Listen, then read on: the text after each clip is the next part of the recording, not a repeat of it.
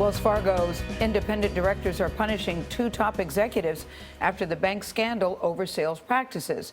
Chairman and CEO John Stumpf is forfeiting $41 million in stock awards. He will also forego his salary during the investigation.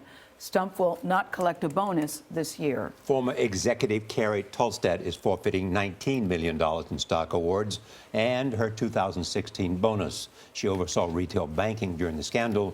Before the director's announcement, she was expected to leave with $125 million in compensation. The clawbacks follow revelations that Wells Fargo employees opened about 2 million unauthorized accounts in customers' names to meet lofty sales targets.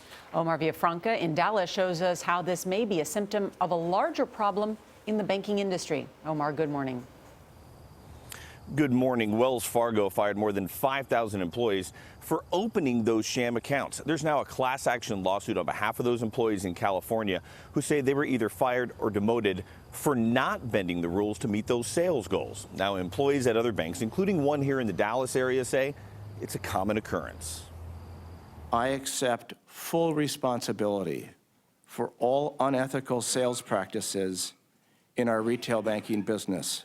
John Stumpf was contrite last week as lawmakers quizzed him on Wells Fargo's hyper-aggressive sales tactics. But he didn't go far enough for Democratic Senator Elizabeth Warren, who called on the CEO to resign. Evidently, your definition of accountable is to push the blame to your low-level employees who don't have the money for a fancy PR firm to defend themselves. It's gutless leadership. Oscar Garza was a personal banker for a Chase bank outside Dallas. He says aggressive sales tactics aren't just a problem at Wells Fargo. Deceptive sales trade practices is across the industry. It's systematic. It is not specific to any branch. Garza says he made under $12 an hour and that the only way to make extra cash was to meet certain sales goals set by managers, even if that meant signing up customers for financial tools they didn't want. Were they sales goals or were they quotas? Did they have to be met? There were quotas. They had to be met, and there were consequences for not meeting those quotas. What were the consequences? Termination. He claims a manager in his branch was aware employees used questionable IDs to open accounts. Never a direct order, but there was definitely, I'm going to turn a blind eye. You do what you need to do to meet that quota.